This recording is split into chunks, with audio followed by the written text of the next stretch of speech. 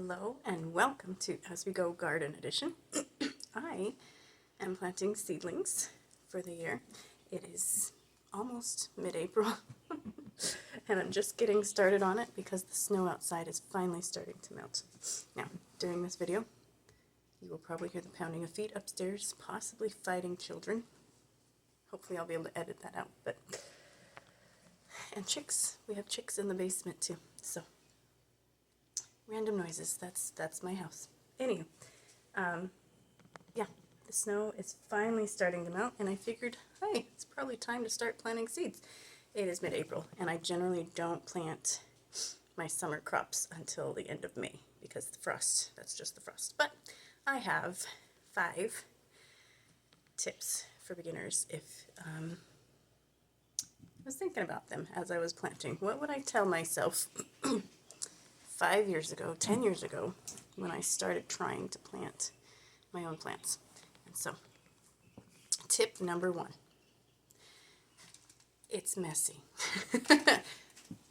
Try to do this in a spot or in a place that you don't care about getting messy, that's easy to clean, and that you can get your clothes that you can get messy on. Now, I actually really like this sweatshirt, so I'm wearing an apron and my pants because I don't really want them to get too awfully messy, but I'm in the basement. It's easy to sweep. We're using an old table. I don't care about the dirt. So my ring's taken off. It's in my pocket. Anything that you don't really want to get gross. Yeah, part of gardening is just getting dirty and gross, and you just have to dress and plan accordingly. So number 2, have your setup ready to go. It's a pain in the neck to get your seeds planted and then realize, oh, I don't know where to put them. Now there's 3 things that they're going to need. They're going to need good soil, well, and a pot to put them in. They're going to need water, and they're going to need light. And light is very important. You have to have the right kind of light. We live in the woods. We are shaded most of the time.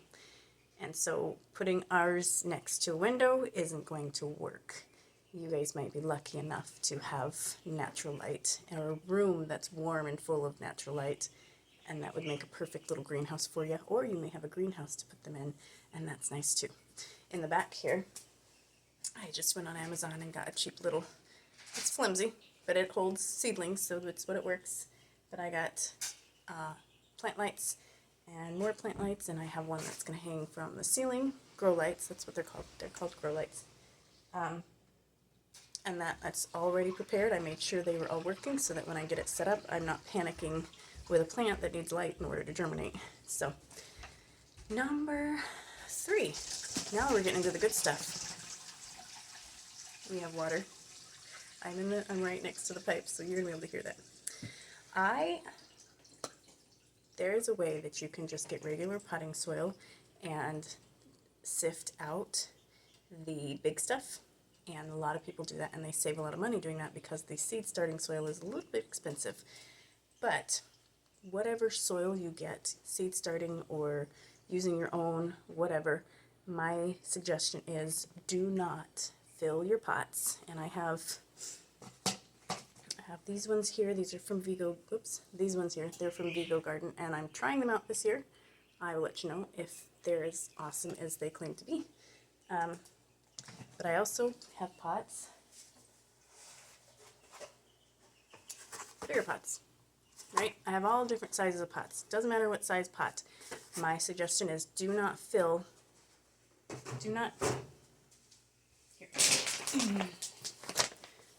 take your bag, cut it open, and dump it into your pot.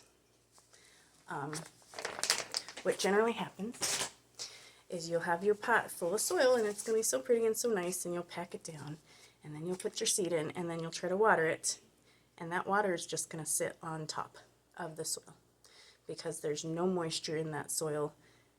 It's just going to bubble on top. The surface tension won't be broken. It'll go off to the side.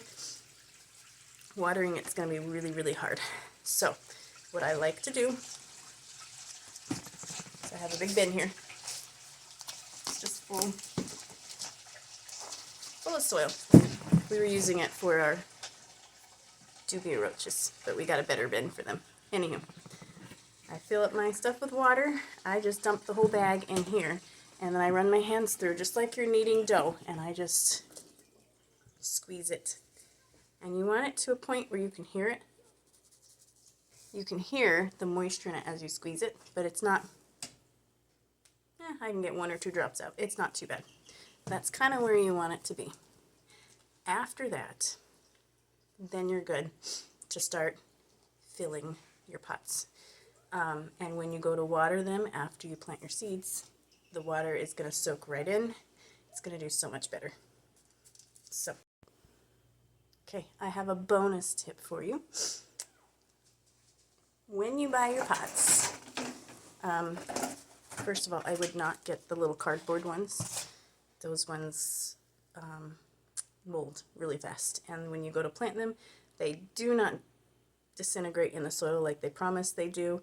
They stay there a while, and your plants will get root bound. They won't be able to grow out. It's not pretty. So don't get the little cardboard ones. They just don't work very well. I have leftover stuff here.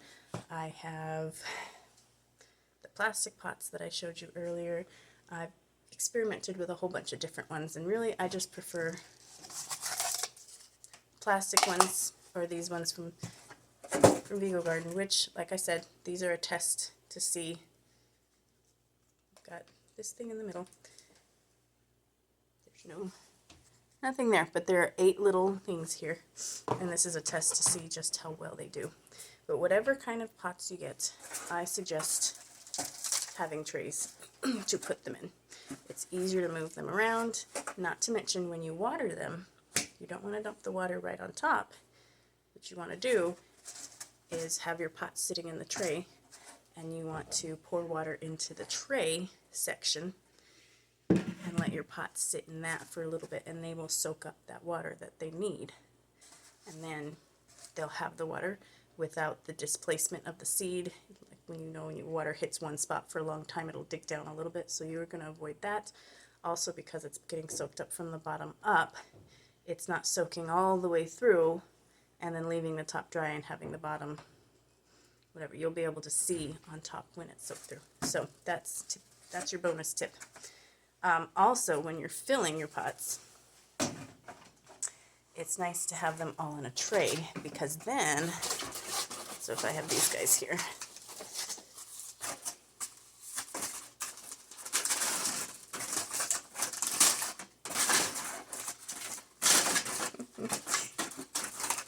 there.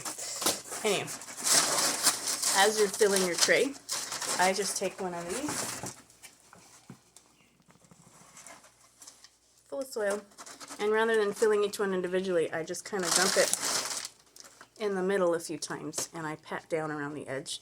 So then you're not doing so much individual work, you're working en masse, and that goes by faster. So, bonus tips. Number 4, accept all help. If you have small children, or a spouse, or a friend, or an uncle, aunt, whatever, if they want to come help and get their hands dirty, I would accept that. Gardening is good for everybody, and it builds some fun things. Your kids get to watch as things grow and have some pride in the fact that they planted it, or it's fun to talk about it. Say, oh, this thing that we planted, it's doing great. Also, you can have one person patting down the soil and making sure it's nice and firm. You can have another person reading the instructions and guiding and how to put the seeds in and make sure they're planted to the right depth. And it just goes by so much faster. I have a list. I have a list of many things that I want to plant. Easily more than 100 seedlings, and I've already had one helper who I've set free. But it would take me a long time to do just by myself. So, tip number 5 is just to get in there and do it. Don't be afraid to try new plants, something you're not familiar with. If you do the wrong thing, it's not really a huge deal. My first year, I planted seedlings in March, and I planted zucchini, and I was so excited. Well, guess what?